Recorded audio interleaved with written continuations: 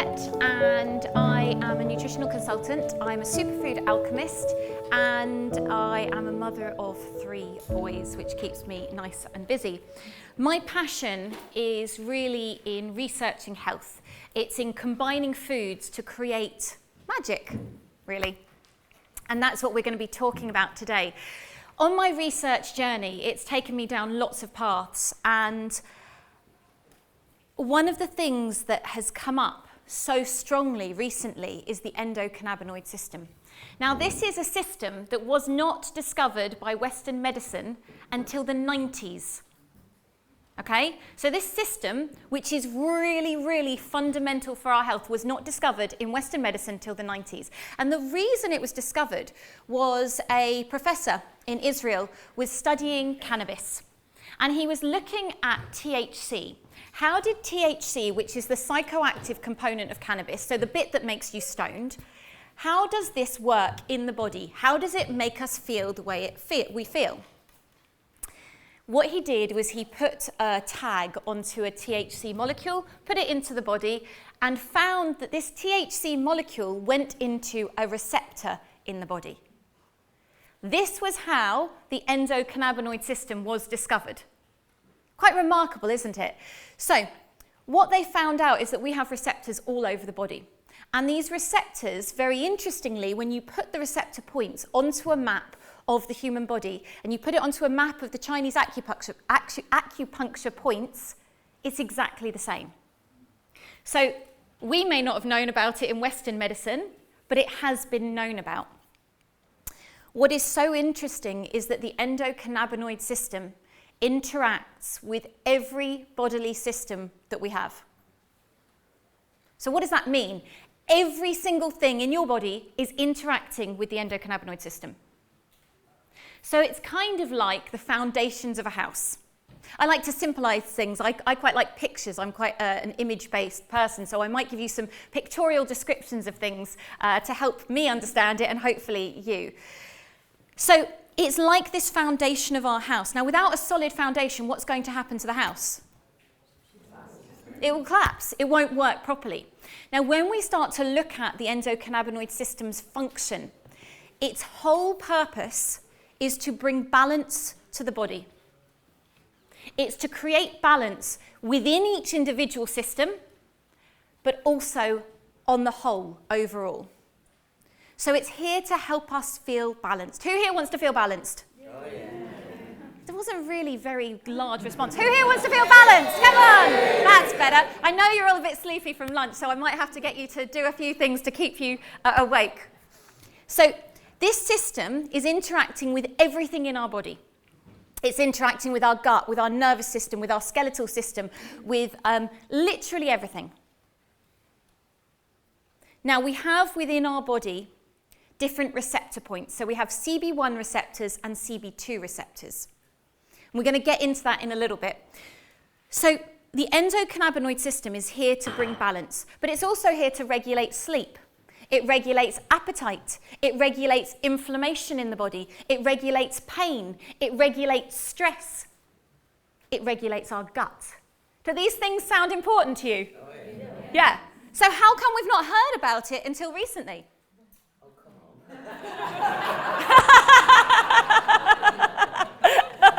That was a great response. Who here, out of interest, has heard of the endocannabinoid system before I mentioned it? Okay, quite a few of you. Brilliant. So this foundation of our house, what we're going to look at is, first of all, what role does it have? I've talked a little bit about that. Then we're going to look at, well, what affects it negatively and what affects it positively. Because this is a really important thing to know for how we can maintain and regulate our endocannabinoid system.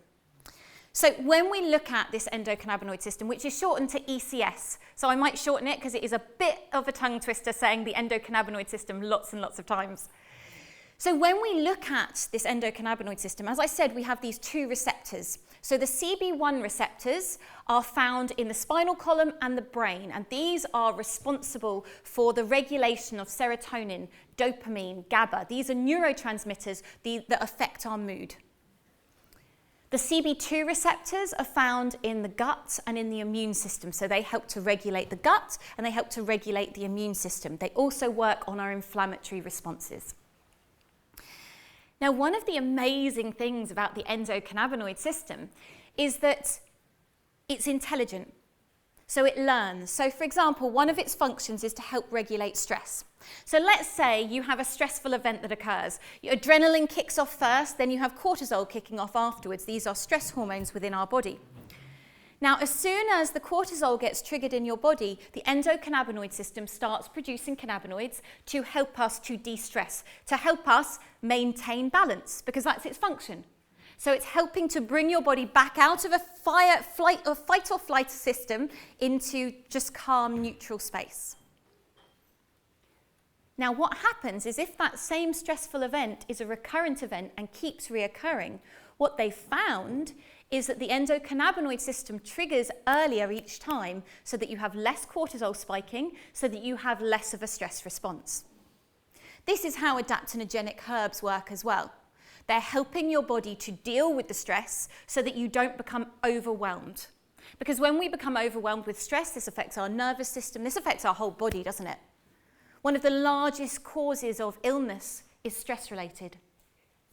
So the endocannabinoid system is there to help regulate that, help bring it down and calm it down each time. But as I said, it's learning, it's intelligent.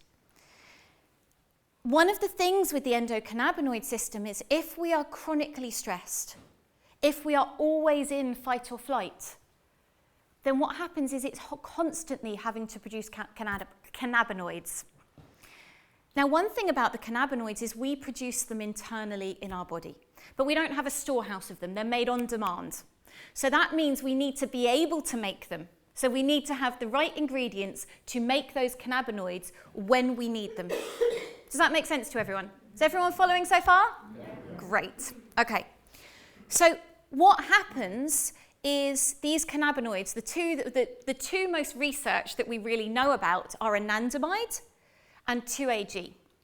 So these are the cannabinoids that our body produces when it needs them. Anandamide is the bliss chemical, so it makes you feel good. Has anyone done any exercise where you get that release of happiness, that those, we've always called it an endorphin release, but actually that's the anandamide being released in the body, because one of the ways that our endocannabinoid system works, that gets triggered, is through exercise. Exercise releases the production of anandamide into the body so you feel happy. 2-AG is the other cannabinoid that we produce, and this is to deal with inflammation and pain specifically. There are lots of sub-layers to all of this, but I'm trying to keep it as simple and succinct for you all as possible. So these are the two primary ones. Really interesting fact, one of the richest sources of cannabinoids on the planet. Anyone want to guess what it is? And it's not cannabis. Not mushrooms either. No, those you really good guesses, and we're going to be getting all of breast milk. Yeah. Breast milk. So the human body is so intelligent, isn't it? A baby is born, and what's the first thing you would want to do if you had a baby? You'd want to build the foundation of their house, wouldn't you? You'd want to really strengthen it so that their body had everything it needed to build from a strong foundation. So breast milk is the richest source of cannabinoids on the planet. I just think that's absolutely incredible. We're going to be talking about other sources of cannabinoids in a minute, but we're going to first focus on what's going on inside our body, okay? So as I said, our body is producing these cannabinoids when it needs them. Now, a lot of people are walking around with endocannabinoid system deficiencies because we're not producing enough cannabinoids. Now, why? I hear you all saying, why are we not producing enough cannabinoids? The reason why is partly our lifestyle. So what affects our cannabinoid production? Well, as I said, stress. Chronic states of stress will mean that our body is in constant fight or flight. So we can't keep up with the cannabinoid production. We're constantly having to produce more and more to maintain a level, but the stress isn't stopping. What's meant to happen is, you have a stressful event, your body regulates, and then you're in a calm space. And then maybe you have time to recover, rest, and then maybe another stressful event occurs. But most people with electromagnetic frequencies, with pollutants all around us, with our busy lifestyles, all these things, we're constantly in a state of fight or flight. We're constantly in this stress state. So being in this constant stress state means that your body can't keep up. Your cannabinoids can't keep up. Another thing that affects the endocannabinoid system is chronic inflammation. Most people in the West are eating a highly inflammatory diet. You look at the standard American diet, I mean, it's so interesting, isn't it, that it's sad. And it is. It's sad what it's doing to our body, because it's actually killing us. We're eating foods that are highly processed, which cause inflammation in the body. That chronic inflammation, silent inflammation, is the #1 killer. So that chronic inflammatory state we need to reduce. It's so interesting, isn't it, that the endocannabinoid system helps to reduce inflammation, but if we're in chronic inflammation, it's too much. It overloads our system. And then what happens is we have a hyper endocannabinoid system. So it's doing too much. Just like if we have a hyperimmune system, that's not healthy. We want that balance. Other things that are affecting our body's ability to produce cannabinoids. Low-fat diets. Who here heard that eating low-fat was good for you? Anyone hear that in the 90s? Sugar's fine, fat is bad. Yeah, that was crammed down everyone's throat, wasn't it? Eat flora, eat all these processed synthetic things that have no real fat. Guess what is produced from fat? Hormones, cannabinoids. They're made from fat, specifically omega-3, but all the fats. But this is the one that we're mainly deficient in, is omega-3. Because our diets are so heavy in omega-6, it's throwing the ratio out in our body. So we need to get omega-3s coming into our body. And we're going to talk more about those things in a minute. We're going to get onto the positive. It's just really important to understand what's going on, why it's happening, and then we look at solutions afterwards. So low-fat diet is reducing our body's ability to produce cannabinoids.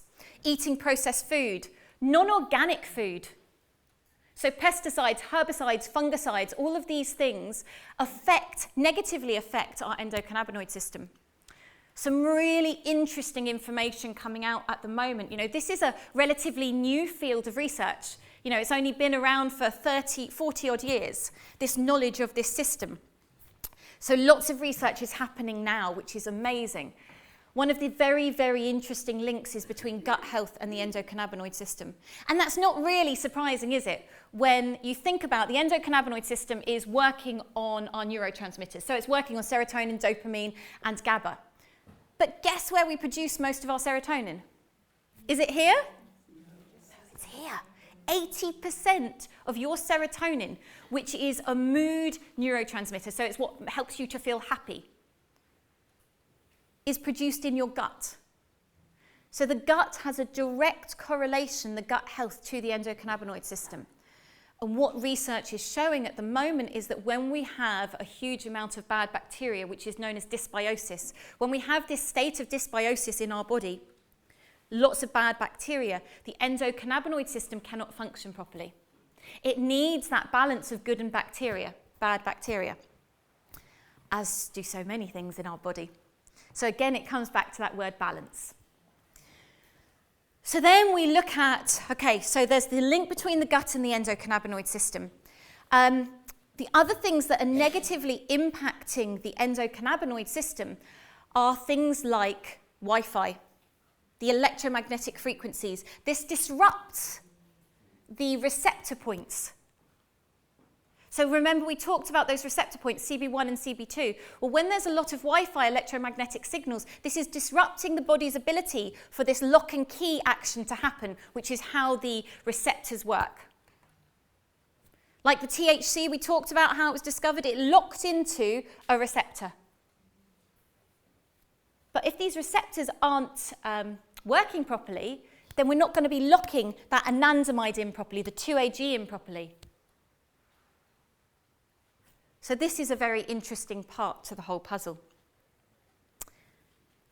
So we've got what's negatively affecting it. Now, when we look at this in more detail, what we need to look at then is, okay, so I want to achieve a state of balance within my body. I want all my bodily systems to work properly. I don't want to be overly stressed, and I don't want to have high states of inflammation. So there are some very simple fundamental things that we can do to support our endocannabinoid system working properly. Meditation is one of them, and we've had amazing examples from everyone, all these lovely people over here this morning, of meditation. And I tell you what, I certainly felt much calmer after doing those meditations. I don't know how you all felt. It was amazing, wasn't it? And it was so lovely having the different types. One of the things that a study showed that singing can increase your endocannabinoid function by 40%. You have to sing for 15 minutes, but singing for 15 minutes can increase your endocannabinoid system function. It's incredible, isn't it? Yeah. And there's been lots of other studies, haven't there, showing that singing reduces depression. Yeah, because depression is linked to the endocannabinoid system. It's like we've got all these, and I kind of view myself as a bit of a detective sometimes. That's how I work in my nutritional work when I have consultations with people, is I piece together these puzzles. It's like putting all the bits together, and that's kind of what I feel like I've been doing with this endocannabinoid system, is piecing together bits. And it's like there's been so much disjointed talk. It's like we know that singing helps with depression. We know serotonin is linked to depression. We know the gut affects mood. But no one's really putting it all back into, well, actually, it all stems from the foundation. So let's work on the foundation. Doesn't that make sense? But modern medicine isn't formulated in that way. Modern medicine is formulated in, your symptom is this, so we will treat symptom. I just spat it when you said that. Hopefully not at me. So what we're looking at is we don't want to treat symptoms. That's not the way to go, because we are more than our physical being. We are physical, mental, emotional, spiritual beings. And we have to work in that holistic way if we want true optimum health. So when we look at things like depression, let's look at the foundations first of all. Totally lost my train of thought there. So when we look at the endocannabinoid system and bringing balance to it, meditation is the first thing we want to look at, reducing those stress levels, exercising so we get the endocannabinoid system moving. We want to look at our diet. We want to look at reducing inflammatory foods. Who can think of some inflammatory foods? Sugar. And dairy, yeah. Wheat. Meat. Anything else? Seed oils. Processed food. Ready meals. I was going to say microwaves. I don't know if they cause inflammation, but like avoid them like the plague. I would say they probably are linked to inflammation because they're destroying the actual, what's the word I'm looking for? Yeah, life force, but also the structure of the food. Molecules. They're totally denaturing it. So that's going to cause inflammation because you're putting a foreign substance in your body. So that's the first thing we want to do. Look at bringing in. So what are now anti-inflammatory foods? What can you think of that is anti-inflammatory? Turmeric, yeah. Ginger. Tomatoes actually aren't. They're a little bit inflammatory. What about dried mulberries? Well, so interestingly, you've got a scale, as with anything. You've got really inflammatory foods and really anti-inflammatory foods, and then you've got a whole host of middle ground. So fruit, sweet things have a small inflammatory response, but they also are high in flavonoids. Now, flavonoids are really super helpful for the endocannabinoid system, and we're going to get onto those in a minute. Flavonoids are the colourful aspect of fruits and vegetables. So black mulberries would be really high in flavonoids and amazing for the endocannabinoid system. So an anti-inflammatory diet, you'd be looking at lots of good greens. You'd be looking at whole foods, unprocessed from the earth as we're meant to eat them. It's not rocket science, is it? But we have, in society, gone from eating how nature intended to eating in a very, very different way. With food that cannot really be called food half the time because it is not ever grown in soil. It's created in a factory, in a lab. So this is something that we want to avoid where possible. I always have a saying, it's like, do you want to thrive or do you want to survive? And we have that choice in every moment. What do we want to do? Do we want to thrive or survive? And that is a state of mind. And sometimes we just need to survive, don't we? Sometimes we're driving and we're really tired and we need something sugary to get us home so we don't fall asleep at the wheel. That's surviving, but that's okay because it's getting us home and we're surviving. It's an important thing. But actually, most of the time, what do we want to do? Thrive. Who here wants to thrive? Yes. Okay, I want to hear that again. Who here wants to thrive? Yes! That's it. Much better. So if we're thriving in our being, then we need to eat foods that are going to give us life force. Dead food, where's the life force? It's not there. Whereas if you go out and forage and you pick beautiful food and you eat it, do you know what? An apple that you pick off a tree and you eat straight from the tree has more probiotics, has more good bacteria than the majority of probiotics you find in the shops. Same with kale, same with most vegetables. Every vegetable and fruit contains bacteria. It contains the bacteria that you need to break it down. But what happens is it gets sprayed. Some things get bleached. It gets wrapped in plastic. It gets all these things that happen to it that degrade that bacterial content, which degrades your body's ability to break it down, which degrades your microbiome. Now, do you remember I mentioned dysbiosis, too much bad bacteria, not enough good bacteria, directly affecting the ECS, the endocannabinoid system. So when we're eating these whole foods, not only are we alkalizing our body, creating that beautiful space in our body, but we're also helping our gut function better, which is also in turn working on the endocannabinoid system. All of these things all slot together to do the same thing, to make our bodies work properly. So, exercise, meditation, singing, dancing, all of those things that bring you joy. Like Giles was saying earlier when he was spinning the heart, like, what makes you feel joy? Because when you're in a joyful space, you're not in a stress space. Even if it's for that moment that you're spinning the heart and that stress can reside, that gives the endocannabinoid system a break. It gives your adrenals a break. Really important things to be aware of. Okay, so other things that are going to affect our endocannabinoid system positively is lots of omega-3. Now, how can we get omega-3? That is another question, because our oceans are massively polluted. Our oceans are filled with microplastics. Our oceans are filled with heavy metals. So the fish that, if you're eating fish, the fish that you're eating, if it's from a farm, that fish is going to be riddled with parasites and antibiotics, even if it's organic. If you're eating wild fish, well, unless it's from Alaska or around there, that's going to be the cleanest fish that you can get. But most fish is not from around there. So most of the fish that you're getting is heavy in microplastics and heavy metals. So heavy metals affect your gut. They affect the good bacteria and the bad bacteria in the gut. They affect your brain. They affect your body's ability to produce neurotransmitters, which in turn affect the endocannabinoid system. Can you see all roads keep leading to the endocannabinoid system? Amazing, isn't it?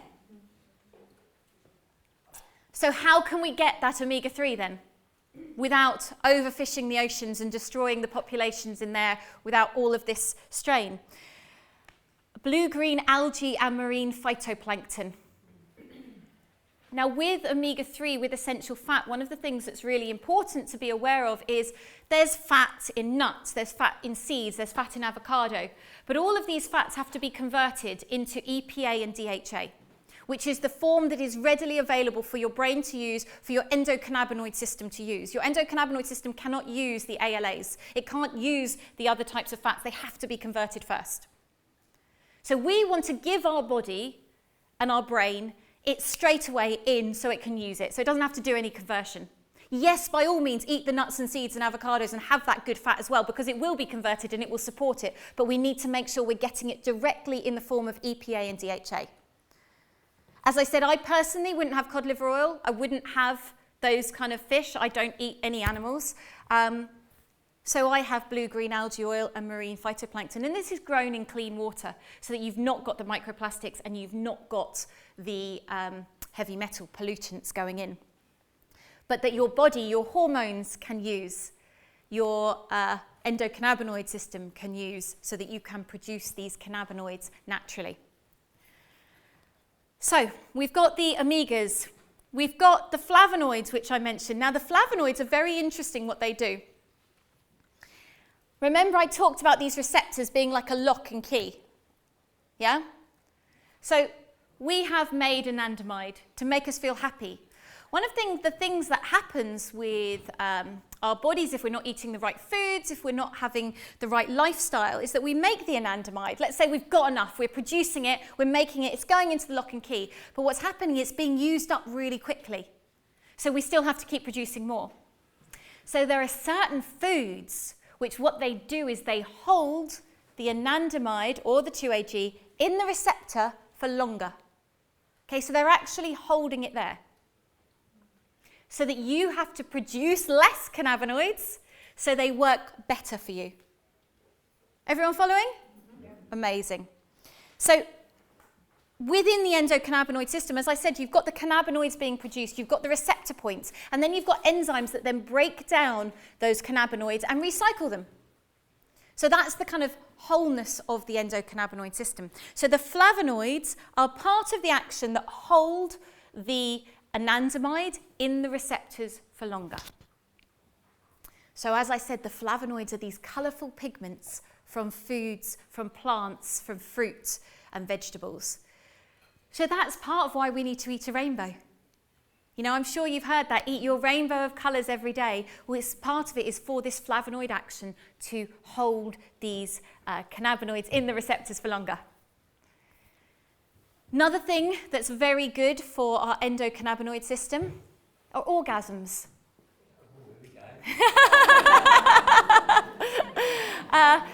A nice thing to have.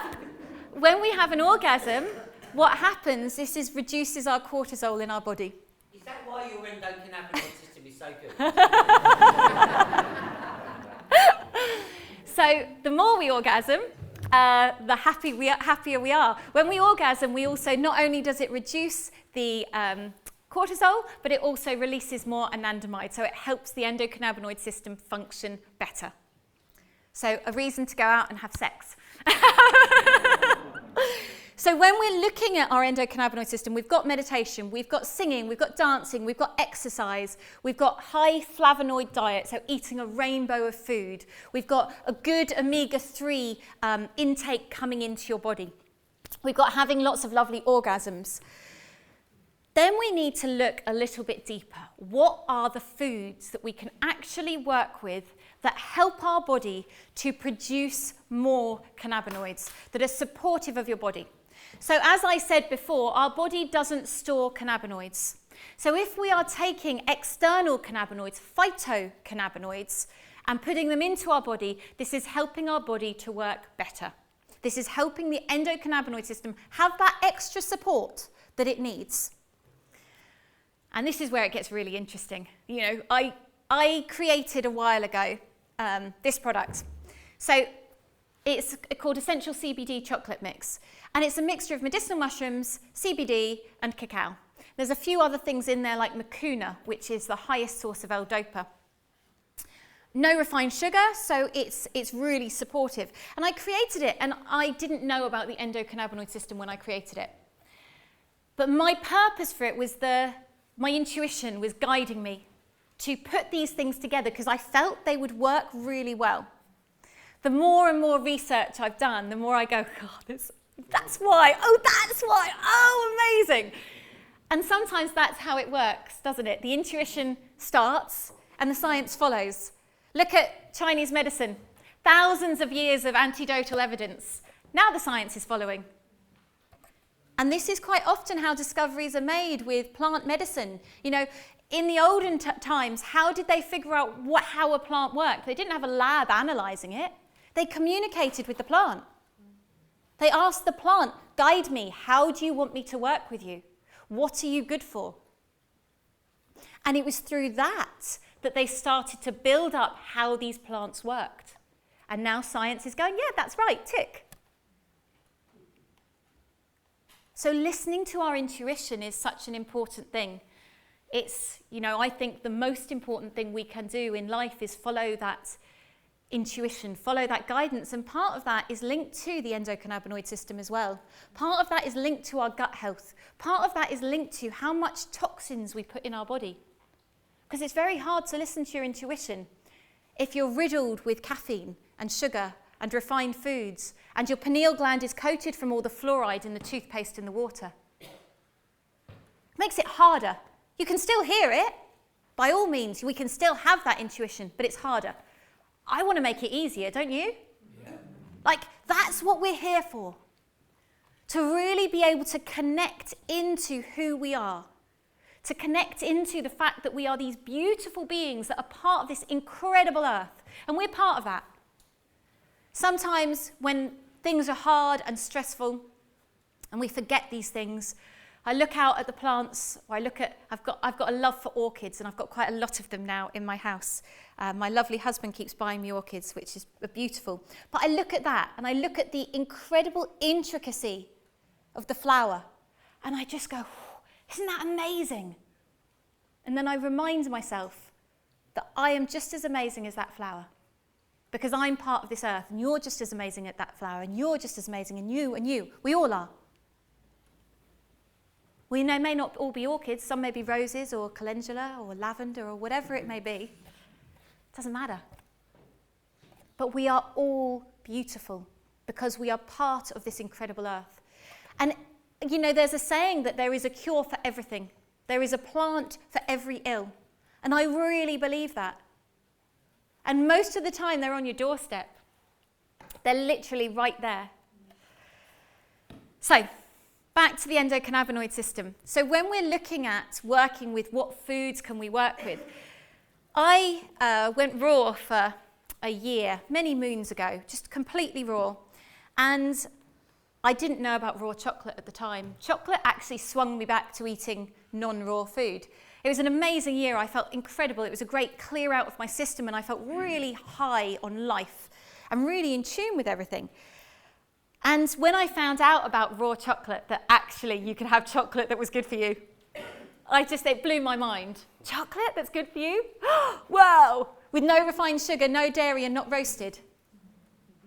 And then when I started to look into chocolate was probably my first. I was working in nutrition, but what I was seeing was that people wouldn't have open minds. But you mention the word chocolate, and everyone goes, chocolate? Chocolate? I'll listen. So I started running raw chocolate workshops. And in those raw chocolate workshops, I talked about 20 different superfoods and how they worked with the cacao. Cacao is the name for raw chocolate. If I say cacao and you were confused, that's what raw chocolate is. So cacao has over 360 active chemicals and minerals, making it the most complex food substance on the planet. Now, one of the things that cacao has in it is it helps us to produce anandamide. What was anandamide? Who remembers? Bliss chemical. So is that surprising? What do we do when we feel down? We want chocolate. It's the most common thing for if someone is depressed, if someone's down, they reach for the chocolate because it's going to help them feel better. Well, actually, it will help them feel better because it's helping your body to produce more anandamide. Not only that, it helps your body to produce more serotonin. It's also the most bioavailable source of magnesium on the planet, and magnesium helps to affect mood as well. So cacao is this incredible thing that's working on our endocannabinoid system in the production of the cannabinoids. Would you like some water? Please. I haven't drunk this, so have this. Thank you. No worries. Awesome. Thank you. No. The chocolate that people are eating that they reach for when they're depressed is not No. necessarily going to do that. So when we're talking about chocolate, we're talking about cacao. We're talking about chocolate in its raw state. We're talking about it before it's been roasted and before it's been added, sugar and dairy have been added to it. When they were looking at chocolate, when they were looking at cacao and then the roasting process and the switching it to everything else, what they noticed is that in the process of roasting, adding sugar and dairy, it's like a light switch goes off. Most of, not all, but most of those 360 active chemicals and minerals go thump, and they go to sleep. They're not active anymore. So we want to be eating it in its raw state. This is really, really important. So when we have this raw cacao, it's helping with the production of anandamide. Now, what's so interesting is in this product that I made, I really felt that I needed to combine cannabis. And when I'm talking about cannabis, I'm talking about cannabis sativa, which is either hemp or cannabis, it's the plant. What differs with the plant is the levels of THC. So we're going to talk about this in a minute. But I wanted to use the legal version of cannabis in this with the cacao because I felt intuitively that they went really well together. Science has backed that up. Science has shown that CBD, which is a cannabinoid in cannabis, holds the anandamide in the receptors for longer. What's very interesting is when you look at cannabis as a plant, cannabis has over 120 different cannabinoids in it that we've learnt so far. There's probably more. It not only has cannabinoids, it has things called terpenes as well, which we're going to talk about in a minute. So these cannabinoids, out of the cannabinoids, the ones you've probably heard of are THC and CBD. These are the two most popular cannabinoids. THC, as I mentioned before, is the psychoactive element. So THC is the molecule, the cannabinoid within the cannabis that will make you feel stoned. THC slots into the endocannabinoid system receptors. CBD doesn't. The other cannabinoids don't fit into the receptors, but they hold what's in there for longer. But the THC actually goes into the receptor that anandamide or 2-AG would. This is how it works with pain, because it's actually going in and it's mimicking the body's own cannabinoids. Now, this is amazing to an extent, but this is also dangerous. So long-term cannabis use of smoking it, where you've got high THC levels with, the skunk versions and all these modified versions of cannabis that are grown for very, very high THC to get people really, really stoned. What's happening is you've got a lot of THC going into the body, filling a lot of these receptors. And if you do this on a long-term use, what happens is the body then becomes lazy. The body will not produce its own anandamide and 2-AG as much because these receptors are being filled. So this isn't a good thing. Because what that's going to do is it's going to affect the body's ability to produce serotonin, dopamine, GABA. Long term. I'm not talking about short term. You've got pain, you have some cannabis to alleviate that pain and you do that for a short time. This is chronic, long-term use of very high THC levels where it's not in balance with the other cannabinoids. Mucuna, I mentioned before, which is in here, is the highest source of L-DOPA. L-DOPA is the precursor to dopamine. So if you are chronically using cannabis, your dopamine levels are likely to be lower because your body's not going to be producing so much. So having the mucuna is helping your body to produce more dopamine. So it's helping to balance out those negative effects of too much THC. Have I got everyone still? Everyone following? Great. Did you say just about? Huh? We need to stretch. We'll do something in a minute. Okay, so we're looking at the cannabis plant. Ideally, we want a good ratio of all of the cannabinoids, not high in one and unnaturally high in one. So we've got CBD. CBD is, again, very good for pain. It's very good for anxiety, good for depression. It's good to reduce inflammation. There's now lots of research happening on THCA. Now, THCA is the element of THC before it's been heated, before it's been converted. And THCA has been shown to be very effective for treating epilepsy.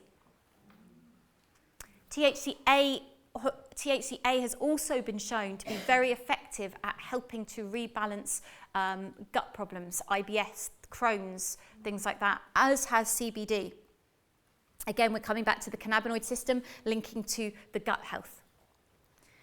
There's also CBG, there's CBN, there's lots of different cannabinoids which are now being researched, all of which are showing to have beneficial effects on the body. So with the endocannabinoid system, there's something called the entourage effect. Now, this entourage effect is really interesting. So who here has heard of CBD isolates? Anyone know what that is? No? Okay. A couple of people. So what they're doing now is they're isolating, as they've done with turmeric and curcumin. They isolate one component of a plant and they go, this is really good. CBD is really good. We're going to get rid of the other 119 and we're going to isolate that one and you can take that. Because we've seen CBD does all these things. We don't want all of that. How do you think your body's going to react to that out of interest? Do you think that's going to be good? Hands up if you think that's going to be good. Okay. Well, you're all right, so well done. Nature designs things for a reason. It wouldn't put the 119 cannabinoids in there if they weren't important in the process of how it all works together. So when you isolate something, you're lowering its effectiveness on the body. And especially when it comes to the endocannabinoid system, it's lowering the body's effectiveness of utilizing it because we need the other cannabinoids. So we need THC in there, but a low level of it. So the legal level is 0.2%, and when we have that, you're still getting the THC, but you're not feeling stoned, you're not feeling high, but it's activating the body. It's helping the body to work better. It's helping the endocannabinoid system to work better. You've got your CBG, you've got your CBN, you've got the CBD, you've got all of those cannabinoids working together for what is known as the entourage effect. This entourage effect doesn't just apply to cannabis, though. It's like a stacking. It's like the more things you put in that are beneficial, the better it's all going to work. Kind of logical, isn't it? It's like making a chocolate cake and saying, you can have this chocolate cake, or you can have all of these ingredients separately that make the chocolate cake.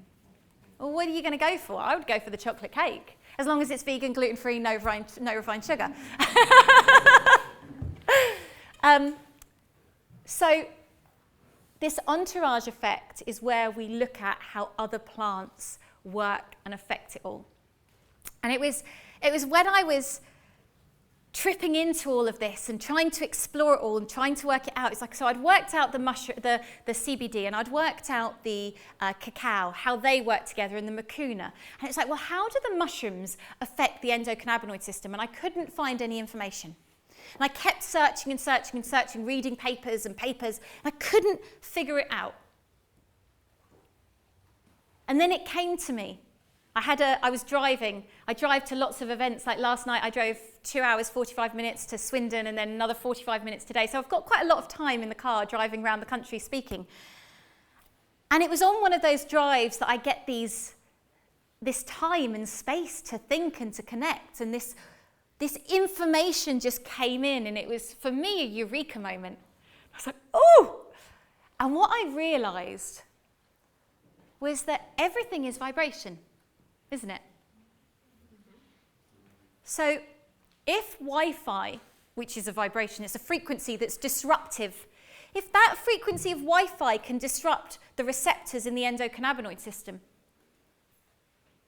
well, isn't there going to be some frequencies that can actually stimulate those receptors better? Isn't there going to be a vibration that's going to make that work?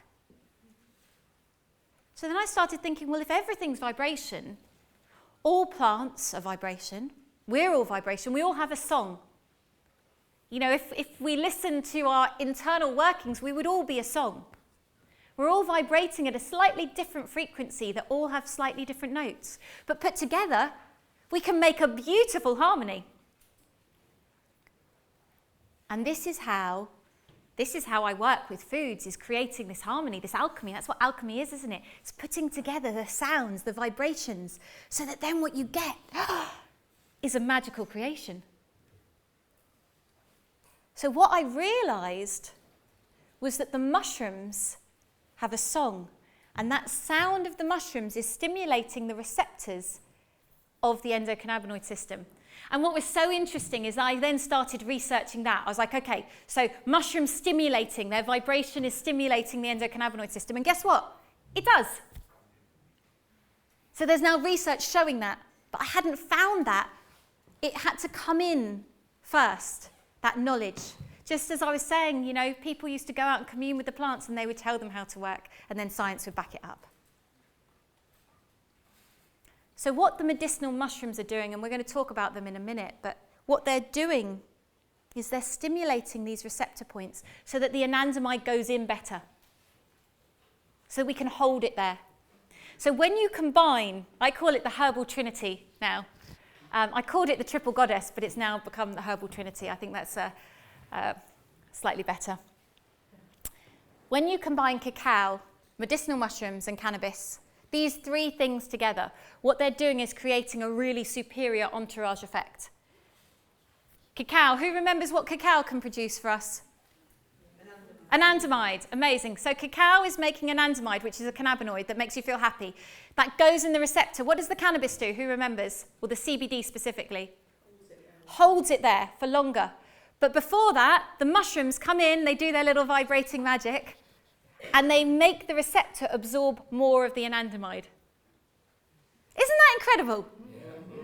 Well done, Juliette. That to me is just that to me is just a really, really exciting thing that we can combine things to create this beautiful synergy. And there are other things that we can use as well to do that. Slight plug, because I'm really excited about it. This is Herbal Trinity. This is my new product, which is a sacred oil of cannabis, cacao, and medicinal mushrooms, all totally legal. Everything over there is totally legal. It's got the legal amounts of THC. It's not going to make you stoned, but it's going to make you feel good. So that has taken a year to figure out how to do, because it's in oil, because you're not allowed to extract cannabis into alcohol. So even if you can't ever put the cannabis in the alcohol, it's illegal. So to extract the mushrooms and the cacao without using alcohol or heat is very hard. So I've worked with someone and we've worked out how to do it. So I'm really pleased with that. And it's a really beautiful product to support the endocannabinoid system.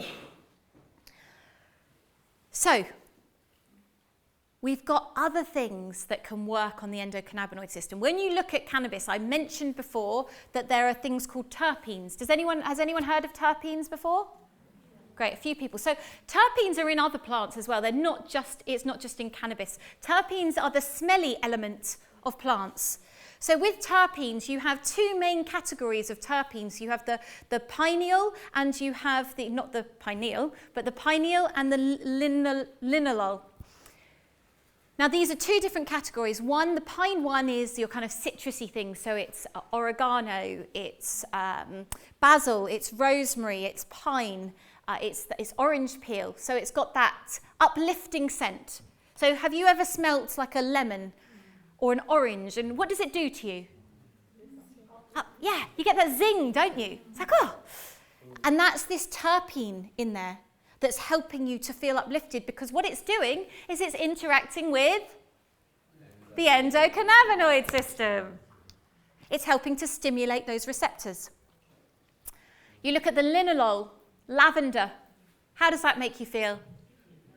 Calm, relaxed. The other one, the other really big linalool one is a sage, salvia. Specifically, Spanish sage is the best one for this. So that's helping you feel calm and relaxed. So again, it's working on your... That was rubbish. I know you're sleepy. Come on, it's working on your endocannabinoid system. Yeah, that's it, ECS, well done. Okay, so what I want you to do is a lot of information I've just given you. I want you to shake your body for a minute. You can shake sitting down, or you can stand up if you want. I just want you to shake for a moment and then like Giles did earlier, we're just going to gently tap on our head just to make sure it's still awake. Are you all still here? Yeah? Just about? Okay, and then we're just very gently going to twist like this. This is really good for your digestive system, which means it's good for your endocannabinoid system. Okay, and then have a sit. Huh? And then you can sit down. Okay. All right, so is that a bit better? Do you feel a little bit more awake? It's quite hot in here as well, isn't it? So when we look at, and there's going to be a time for questions shortly. I'm not going to keep waffling at you for too much longer, but hopefully it's been interesting and the information is going in. Huh? Thank you. So the other things when we look at this entourage effect that are affecting our endocannabinoid system are called beta-caryophyllines. Now, beta-caryophyllines, that is a real tongue twister. Try saying that a few times. Whew. Beta-caryophyllines are things, it's found in black pepper, it's found in turmeric, it's found in chili, it's found in chamomile, it's found in oregano, it's found in cloves, it's found in cinnamon. This again helps to stimulate the endocannabinoid system to work more effectively. Think about the Mayans and the Aztecs and their chocolate. What did they add to their chocolate? Chili. What was that? Human heads. Okay, well, let's not go to the human heads. Apart from the human heads, let's just forget that part. They added chili, didn't they? Yeah. So the chili specifically is high in these beta cariophyllenes. So what they're doing on one level, chili and mint also does this as well, is it opens up your blood vessels to help you receive more of the medicine. So it's making it more effective. Black pepper. Incredible thing, isn't it? We put it on food. Actually, when you look at what black pepper does, the piperine in the black pepper and also the beta cariophylline is activating the nutrients in the food so that we absorb more of those nutrients. Yeah. Yeah, you add the black pepper to the turmeric, which activates the turmeric. But it does this with all our food. It's activating our body's ability to get those nutrients. It's activating the goodness because of these essential oils, basically, because of these terpenes, because of the things like the beta cariophyllenes. Because what it's doing is it's also stimulating the endocannabinoid system to receive it all better. So incredible, isn't it? There are so many plants that have such a powerful medicinal factor to them. We just need to eat them. Yeah. Really? Yeah. We just need to actually have the real thing. You know, when you look at cultures, more ancient cultures, what do they use? A lot of spices, don't they? They're using things like, you know, you look at India, you look at Thailand, these kind of countries, they're using a lot of spices. They're using your turmerics, they're using ginger, they're using black pepper, they're using chilies. All of these things have an amazing effect on the body. It's those essential oils, you know, it's those pungent smells that are so beneficial to our health and our well-being. So this adds into the entourage effect. It's like, what can we add in? You don't want to add and add and add, but what can we add in to really feel good, to feel supported in our bodies? And for me, it's also about looking at what do I not want in my body that's not going to help me? So when you look at the endocannabinoid system, part of it is also looking at things like the adrenals. So the adrenals are the organs that sit on top of our kidneys that help us to deal with stress. So they release adrenaline and cortisol into our body. So a lot of people that I see in my work have adrenal fatigue. Why? Because we are constantly in this stress space. So we need to work with, and this goes back to supporting the endocannabinoid system, we need to work with things that reduce the stress. So we can look at adaptogenic herbs. What things can we consume that help our bodies to deal with stress more? Well, cannabis in the form of CBD, but not isolate, helps with reducing stress in the body. Chamomile, as I mentioned, high in the beta cariophylline, helps reduce stress. Lemon balm, very good for reducing stress. Passion flower. All of these things are amazing. We can also then work with things like the medicinal mushrooms. And as Eli mentioned, I am a huge fan of mushrooms. I have such a massive passion for them. I've got a few of them here for you guys to have a look at. Let's see if I can hold all of these up. There we go. What's really interesting is this one and this one are from the same family. They don't look very similar, do they? But when you analyse these, the chemical composition is almost identical. These are both type of reishi mushrooms. Reishi mushrooms are known as the Queen of Immortality, which is a very high title. But it's an incredible, incredible mushroom. This one is grown in this country. It's not wild. It's a red reishi. This is a wild mushroom in this country. It's known as an artist bracket. These are amazing mushrooms to work with. You can't eat them. You break your teeth. It's rock hard. Or this one, you know, you're not going to want to eat that. They're not edible, but they're medicinal. They're tonic. So you would make teas or you would extract them into alcohol, or you do both. Because when you heat them or extract them in alcohol, they both have different properties that come out. So in my mushroom mix, I've heat and heat and alcohol extracted and powdered it. So it's got all of the components in there. So these mushrooms, as I said, they're going to work to help reduce stress in your body. So supporting the endocannabinoid system in that way as well, not just because they're stimulating the receptors, but because they're reducing the stress so your endocannabinoid system can function better. They work to help regulate the heartbeat. They work to support most organs in the body. And one of the things that they do, which is really amazing as well, is they help to reduce bad estrogens in the system. So they're hormonal balancers for men and women, because we're all inundated with hormones that aren't ours. From plastic water bottles, from the water we drink, from people on birth control pills, it going into our water system, from the xenoestrogens in fire retardants, and all of the other chemical cocktails that are around us. These are all producing these bad estrogens, these xenoestrogens in our body. So the reishi can really help you on that level as well. This one here is a birch polypore. So it grows on birch trees. In the UK, it's very common. You would cut that up and make a tea or a tincture again with that. And this one is very good for gut health. So everything keeps filtering back to the endocannabinoid system as it would, because it's the foundations. So this is such important work that we need to be looking at. How can we bring this balance? Because if we can bring balance to the endocannabinoid system, we bring balance to our whole body. And a part of this, a big part, this is all about today, physical and spiritual resilience. For me, personally, when I'm really stressed out, it takes me out of my spiritual resilience. When I have a lot going on and I'm overwhelmed, I don't feel very spiritually connected. I don't know about you guys, but stress throws me out of that space. Now, obviously, meditation, song, all of these things can bring us back into that space. But for me, working with the CBD, working with the mushrooms, really, really helpful.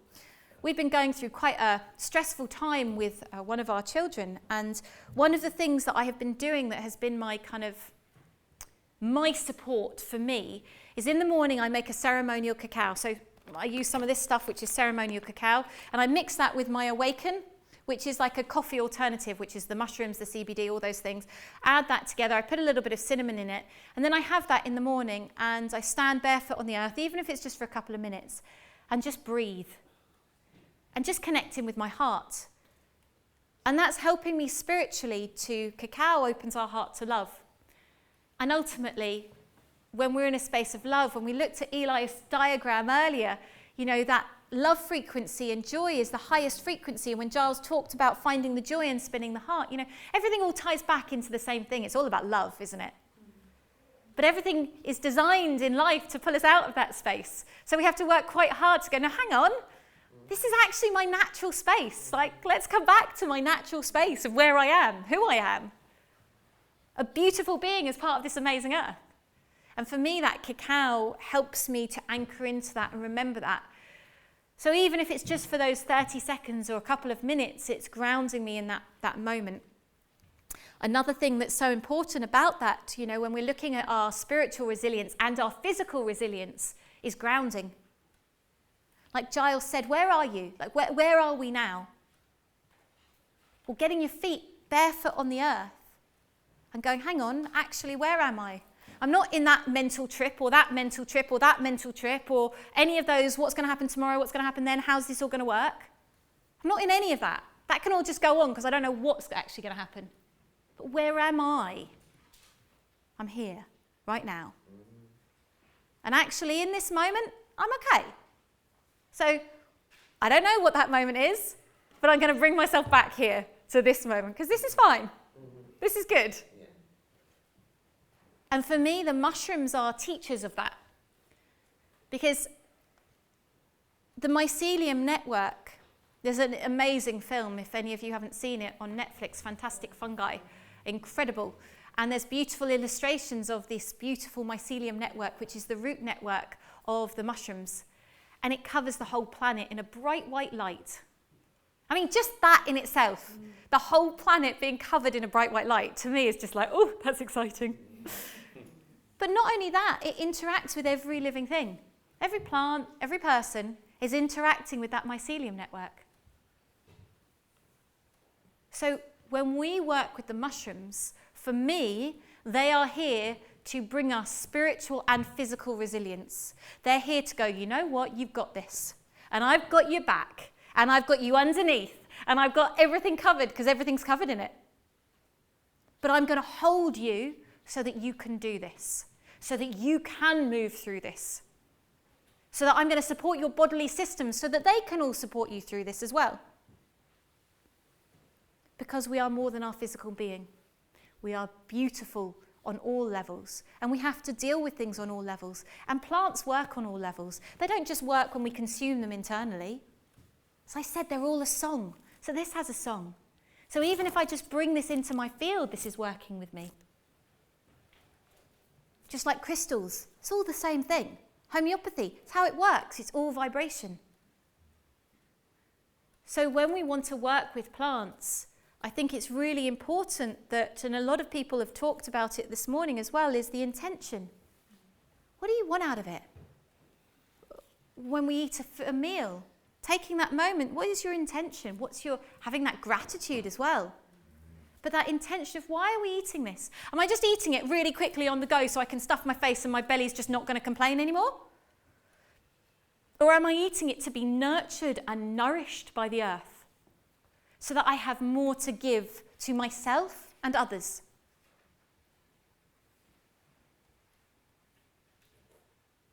I think these are all really important questions that we need to start thinking about when we work on anything to do with our body. Because you can work on your gut, for example. You can work to rebalance your gut bacteria. But if you're in a miserable relationship, it's shown that that stress will negatively impact your gut bacteria.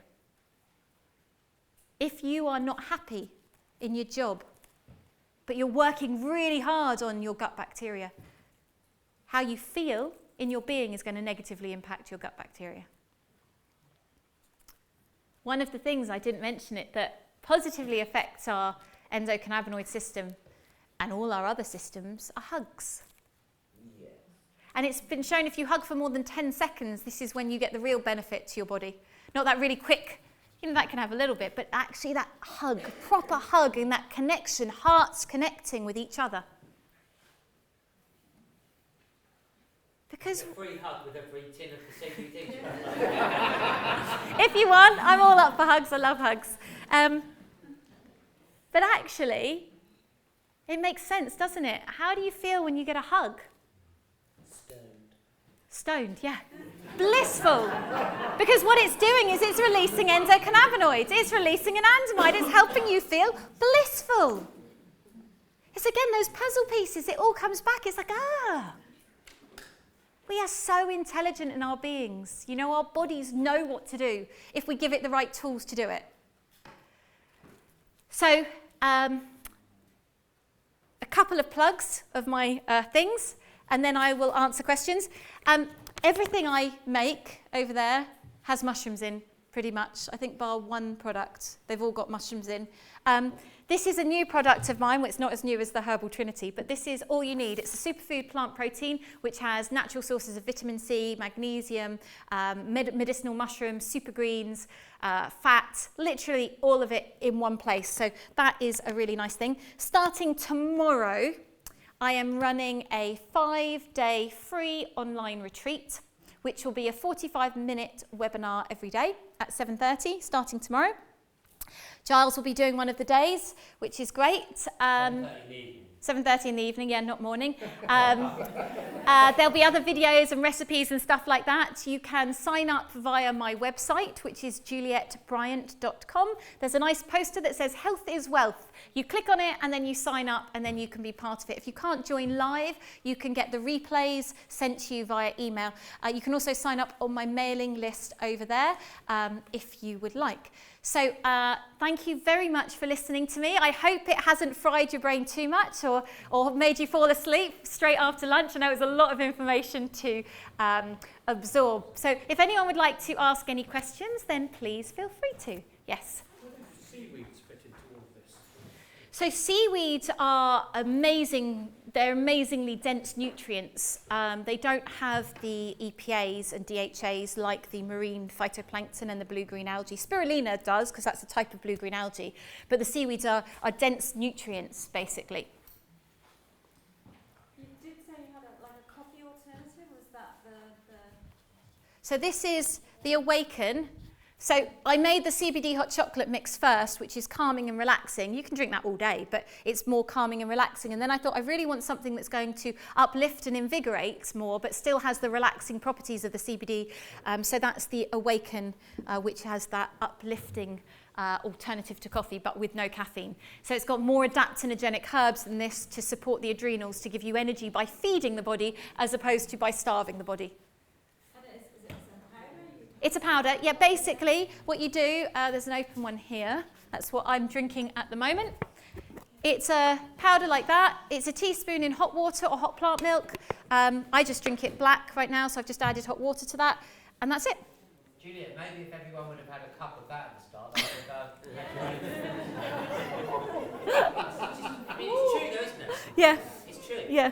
You know. Any other questions? Yes. Sorry, now your new oil. Yes. Is it on the tongue? Yeah, it's under the tongue, 1 to 3 drops under the tongue, and then ideally you hold it for 90 seconds. I'm not allowed to write on it that you hold it under the tongue because it's a new product, and under the Novelty Food Act, you're not allowed to create any new products with CBD anymore. So you can put it externally on your body.